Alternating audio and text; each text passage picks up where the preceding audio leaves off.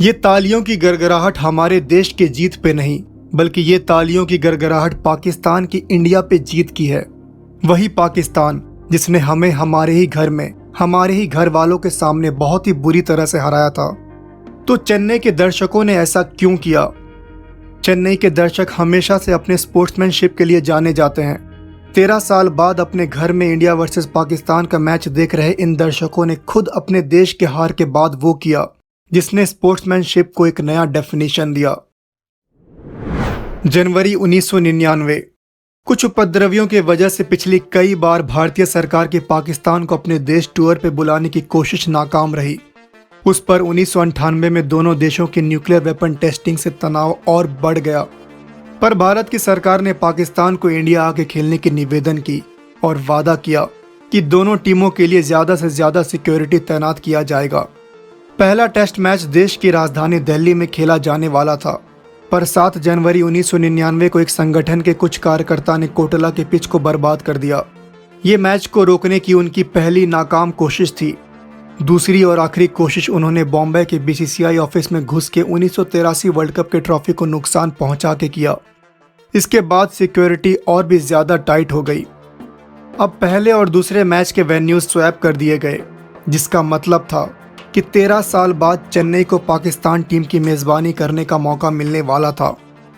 ये टूर सिर्फ एक क्रिकेटिंग टूर नहीं था, ये टूर दोनों देशों के बीच आपसी तनाव को स्पोर्ट्स के थ्रू कम करने का मुहिम था। दोनों देशों को ये मैच किसी भी हाल में जीतना था, जिसका मतलब था कि दर्शकों को एक बेहतरीन गेम ऑफ क्रिकेट देखने को मिलेगा।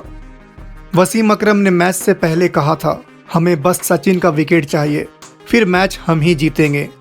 ये अटकलें कुछ हद तक सही भी थी। इस ग्राउंड पे पिछले 3 टेस्ट मैच में सचिन ने 376 रन बनाया था। 1993 में इंग्लैंड की बॉलिंग अटैक को डिसमेंटल किया और 1998 में शेन वॉर्न को वो फेमस स्लॉग स्वीपिंग। 28 जनवरी 1999। टॉस जीत के पाकिस्तान ने बैटिंग करने का फैसला किया। पहले इनिंग्स में पाकिस्तान की टीम 238 रन पे सिमट गई। इंडिया की तरफ से अनिल कुंबले ने 6 विकेट अपने नाम किया। इस बात से यह तो समझ आ गया था कि ये चेन्नई की पिच स्पिनर्स के लिए काफ़ी मददगार है। विरोधी खेमे में इसी तरह एक स्पिनर था, सकलैन मुश्ताक। कुछ दिन पहले ही उन्होंने अपने पिता को खोया था और भाई की रोड एक्सीडेंट, जिसमें उन्होंने अपनी भतीजी को खो दिया। मीडिया और अखबार उनके मेंटल हेल्थ पे सवाल उठा रहे थे।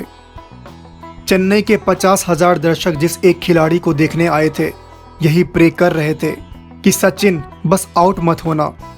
इंडिया के 2 विकेट गिरने के बाद सचिन क्रीज पे आए। ये पाकिस्तान के खिलाफ उनका 5वां टेस्ट मैच था। सकलैन मुश्ताक का दूसरा बॉल और अपने तीसरे बॉल पे सचिन ने बॉलर को डोमिनेट करना चाहा। स्टेप आउट करके लॉन्ग ऑन के ऊपर से छक्का मारने की कोशिश में सकलैन के दूसरा को मिस टाइम किया। बॉल हवा में और सीधा बैकवर्ड पॉइंट पे खड़े फील्डर के हाथ में, आउट फॉर अ डक।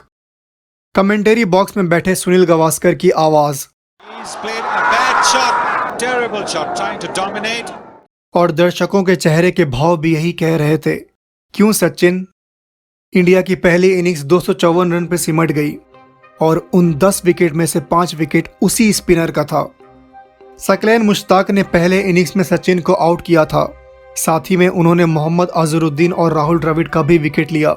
ये 3 ऐसे खिलाड़ी थे जिन्हें स्पिन का बेस्ट प्लेयर माना जाता था और भारत के अपने पहले दौरे पे इन सभी की विकेट उस सवाल का जवाब था जो इस सीरीज से पहले अखबारों और मीडिया ने सकलैन के बारे में लिखा था।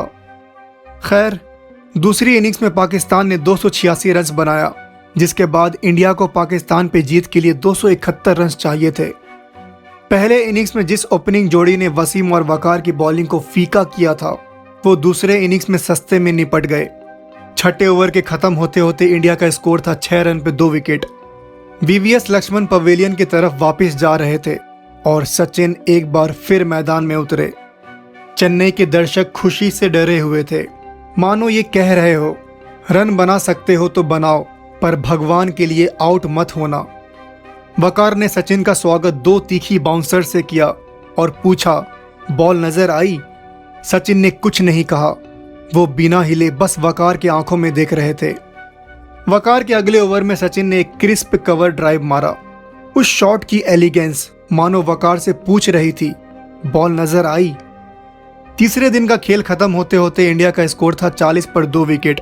जीत के लिए अब भी 231 रन की दरकार थी। चौथे दिन की शुरुआत में वसीम ने टीम हडल में कहा कि अगर 50 रन पे 7 विकेट भी चाहिए हो तो तब भी हम जीत सकते हैं। कप्तान वसीम अकरम ने आगे से लीड किया। सुबह उनकी बॉलिंग आग उबल रही थी। 23वें ओवर के आखिरी बॉल पे वसीम ने एक बेहतरीन आउट स्विंगर से राहुल द्रविड़ को बोल्ड किया। इंडियन कप्तान अजहरुद्दीन सकलैन के शिकार हुए और सौरव गांगुली उस सदी के सबसे कंट्रोवर्शियल डिसीजन के शिकार हुए।